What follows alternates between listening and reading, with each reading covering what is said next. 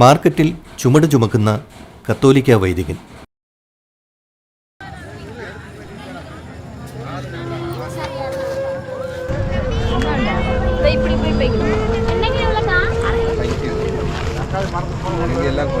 സമയം രാത്രി 11 മണി.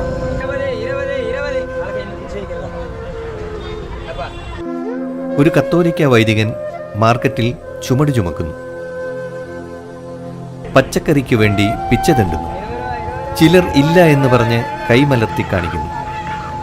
കച്ചവടക്കാരൻ്റെ ദയാപൂർവമുള്ള ഒരു നോട്ടത്തിനു വേണ്ടി കാത്തു നിൽക്കുന്നു. ചിലരാവട്ടെ പിന്നെ വരാൻ പറഞ്ഞ് ഒഴിവാക്കുന്നു.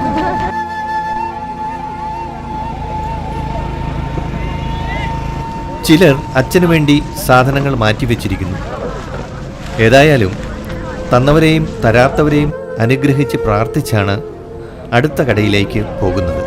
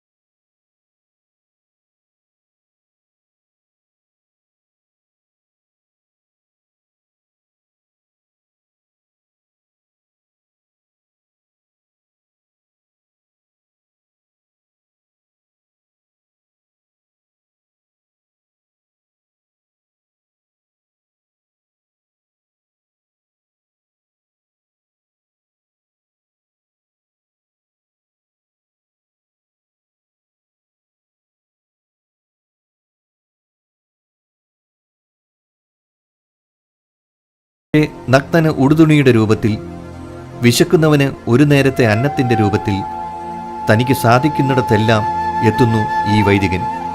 അതാണ് ഫാദർ രാജേഷ് MCBS.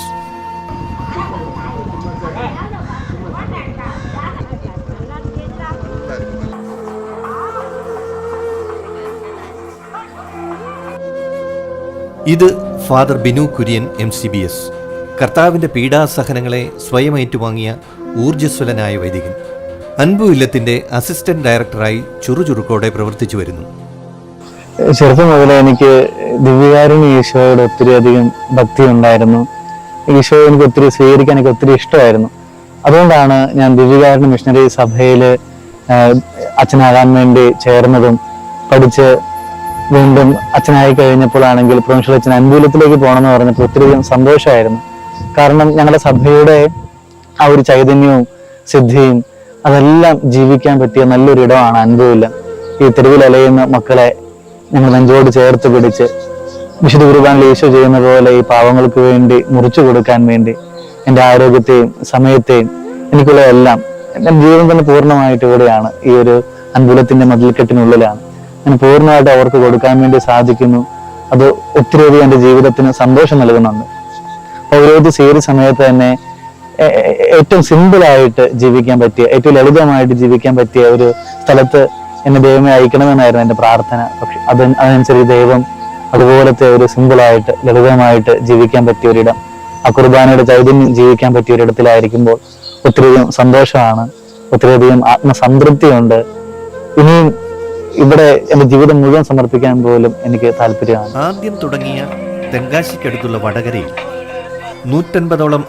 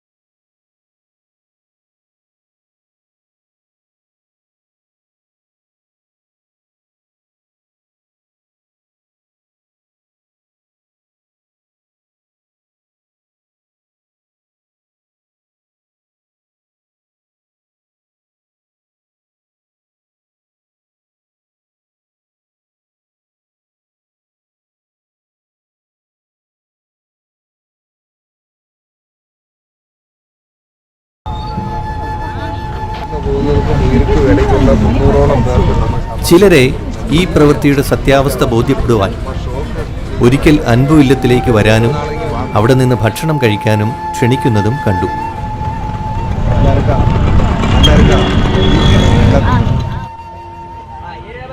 രാത്രി ഏതാണ്ട് 9:30 മണിക്കാണ് ഞങ്ങളിവിടെ എത്തിയത്. അപ്പോഴും നല്ല തിരക്ക്. ഈ തിരക്കുകൾക്ക് ശേഷമാണ് അച്ഛൻ്റെ ഊഴം എത്തിയത്. ചില കച്ചവടക്കാർ കാത്തു നിൽക്കാൻ പറയുമ്പോൾ കാത്തു നിൽക്കുന്നു. ഇന്നില്ല എന്ന് പറയുമ്പോൾ അതും കേട്ടു. എന്നാൽ ആ അഗതികൾക്കായി നേരത്തെ തന്നെ സാധനങ്ങൾ മാറ്റിവെച്ചവരെയും കൂട്ടത്തിൽ കണ്ടു. നിയമാവർത്തനം 24:21 പറയുന്നത് പോലെ മുന്തിരിത്തോട്ടത്തിലെ പഴം ശേഖരിക്കുമ്പോൾ കാലാപെറുക്കരുത്. അത് പരദേശിക്കും അനാഥനും വിധവയ്ക്കും ഉള്ളതാണ്. സത്യത്തിൽ ഇവിടെ അത് അന്വർത്ഥമാകുകയാണ്.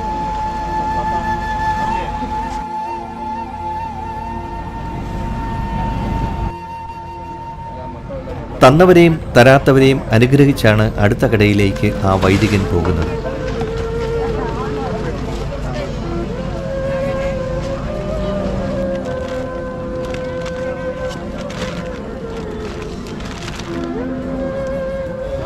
ബാക്കിയുള്ള നല്ല ഇറക്കഗുണമുള്ള ഉള്ളങ്ങളാൽ നടന്നു പോകുന്നത് ദേശങ്ങളോ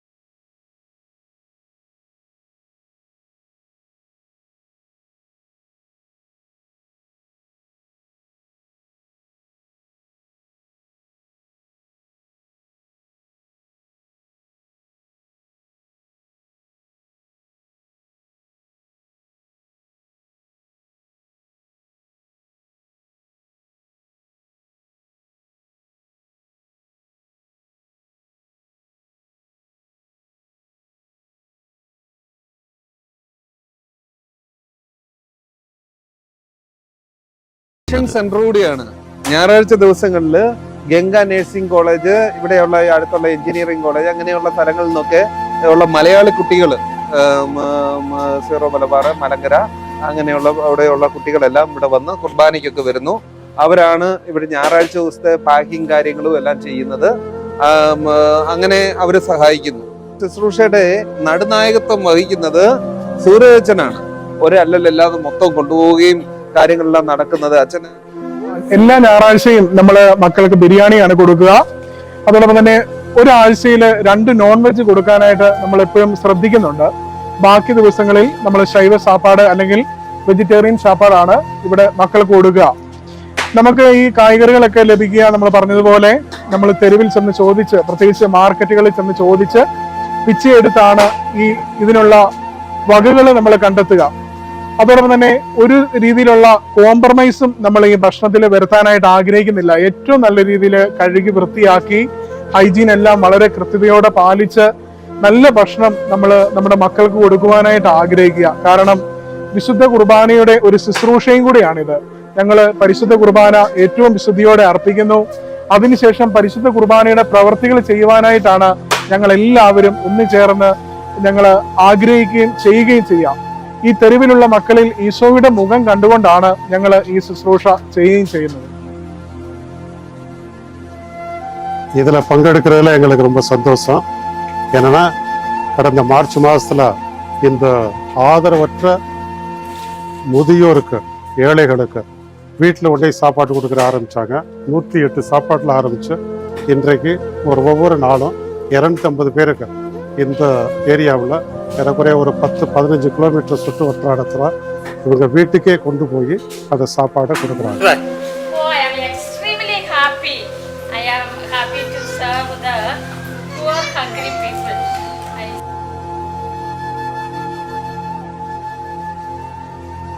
ഇവിടെ 2 ബൈക്കുകളിലായി തെരുവിലേക്ക് 2 ദിശയിലേക്ക് കൊണ്ടുപോകുന്നു. നേരിൽ കാണാനുള്ള ഒരു കൗതുകത്തിന്റെ പേരിൽ ഞങ്ങളെയും കൂടെ കൂട്ടി.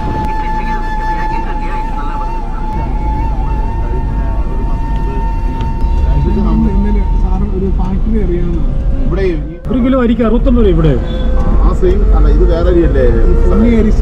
ഇത് ഇവര് ഈ പൊന്നിയരിശി കഴിക്കുള്ളേ. ഈ പൊതിക്ക് വേണ്ടി മനുഷ്യർ പലയിടങ്ങളിലും കാത്തു നിൽക്കുന്ന കാഴ്ച എന്നെ അത്ഭുതപ്പെടുത്തുക തന്നെ ചെയ്തു.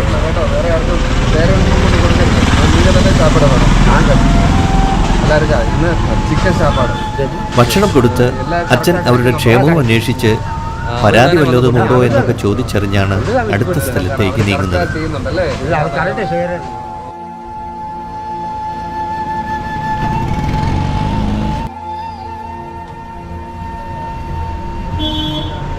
വിതരണത്തിന് പോകുന്ന വഴിക്ക് ഒരു അമ്പലത്തിൽ ഒരു മീറ്റിംഗ് നടക്കുന്നു. അവരോടും ഈ പ്രവർത്തനത്തിന്റെ കാര്യം വിശദീകരിക്കുകയും അൻപുവില്ലത്തിലേക്ക് ക്ഷണിക്കുകയും ചെയ്യും.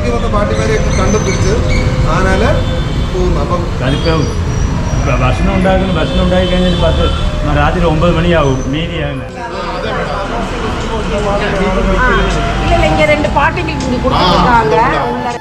ദിവസം വിസിറ്റ് பண்ணும் கேட்டா நீங்க எல்லாம் விசிட் பண்ண நம்ம எல்லாம் சேர்ந்து ചെയ്യുന്നത്. இல்ல நாங்க யோசனை பண்ணோம். நான் நினைச்சேன் இது அன்பு இல்லன்னு சொல்லிட்டு கவுண்டமலை ஒன்னு இருக்கு இல்லீங்களா, அந்த ஒரு ட்ரஸ்ட் கருணை இல்ல அன்பு இல்லன்னு வந்ததனால அது ஒரு நீங்க எல்லாம் I want to welcome you. நீங்க எல்லாம் வரவேற்பேன்.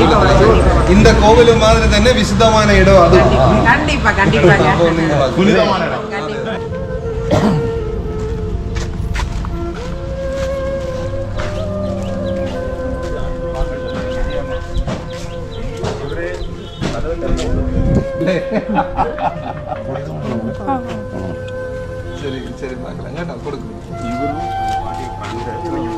പ്രായാധിക്യത്തിലും ജീവിതത്തിനും മരണത്തിനും ഇടയിലുള്ളവരുടെ ഇടയിലേക്ക്. நல்லா இருக்கா? டெய்லி சாப்பாடு கிடைக்குதா? ஆனா நல்ல சாப்பாடா? கறிയൊക്കെ கிடைக்குதா? கறிയൊക്കെ கிடைக்குதா? எல்லாம் கிடைக்குது. எல்லாம் நல்லா சாப்பிடணும் கேട്ടോ. நீங்க கண்டிப்பா எல்லாமே சாப்பிடணும்.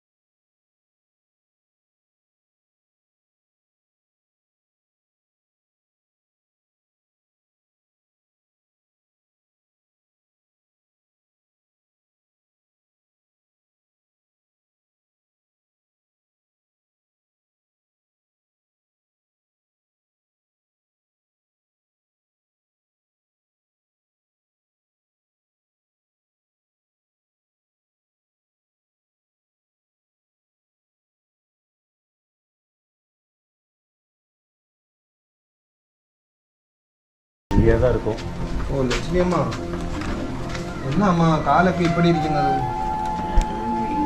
கால் ரெண்டும் வீங்கி இருக்குல்ல ஓ ஓகே இங்கே உட்கார ஓ சாப்பாடு சரி கிடைக்குதா ഓ കാലെല്ലാം ഇരിക്കുന്ന ഇരിപ്പ് കണ്ടില്ലേ അയ്യോ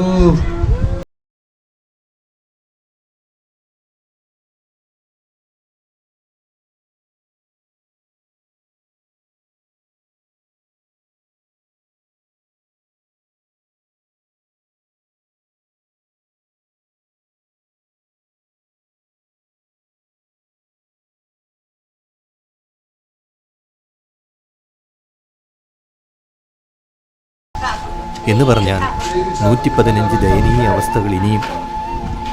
അങ്ങനെ അൻപു ഇല്ലം ഒരു ദിവസം വിതരണം ചെയ്യുന്ന ഭക്ഷണപ്പൊതികളുടെ എണ്ണം 750. 750 ഒട്ടിയ വയറുകൾ. എല്ലാം നിങ്ങളെപ്പോലെയുള്ള സുമനസ്സുകൾ നൽകിയ പണം കൊണ്ട് തന്നെയാണ് ഇക്കാര്യങ്ങൾ നടന്നു പോകുന്നത്. കൂടാതെ അൻപു ഇല്ലത്തെ 150 മക്കളും അവർക്കുള്ള മരുന്നും ഭക്ഷണവും.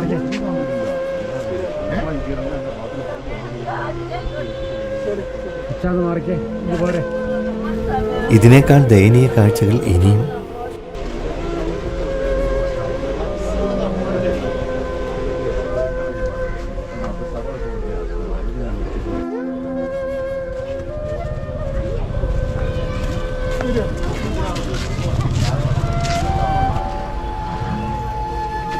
തിരികെ വാഹനത്തിനടുത്തെത്തിയപ്പോൾ അച്ഛനെ സ്നേഹവായ്പ കൊണ്ട് വീർപ്പുമുട്ടിക്കുന്ന സാധുക്കളെയാണ് കാണാൻ കഴിയുന്നത്. சமைக்கிறது அல்ல ഞങ്ങൾക്ക് വേറെ നിങ്ങൾക്ക് വേറെ சாப்பாடு கிடையாது இருக்கிற சாப்பாடு தான் ഞങ്ങൾ சாப்பிடுறது எல்லாரும் சாப்பிடுறது நாங்களும் அதே சாப்பாடு தான் சாப்பிடுறோம் കേട്ടോ இந்த ஃபாதர் பெரிய ஃபாதர் தென்காசியில் இருக்கிறாரு കേട്ടോ நீங்க தானே பெரியவர் ഈ പ്രവൃത്തിയെ എന്ത് പേര് ചൊല്ലി വിളിക്കും?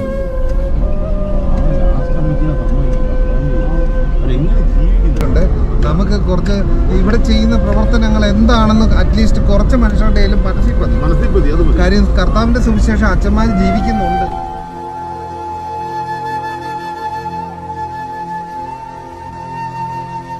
തമിഴർ ഇദ്ദേഹത്തെ വിശേഷിപ്പിക്കുന്നത് പോലെ ഞാനും വിളിക്കുകയാണ് തമിഴ്നാട്ടിലെ ഫ്രാൻസിസ് അസീസി. സത്യമായും ഞാൻ നിങ്ങളോട് പറയുന്നു, എൻ്റെ ഏറ്റവും എളിയ ഈ സഹോദരന്മാരിൽ ഒരുവന് നിങ്ങൾ ഇത് ചെയ്തു കൊടുത്തപ്പോൾ എനിക്ക് തന്നെയാണ് ചെയ്തു തന്നത്.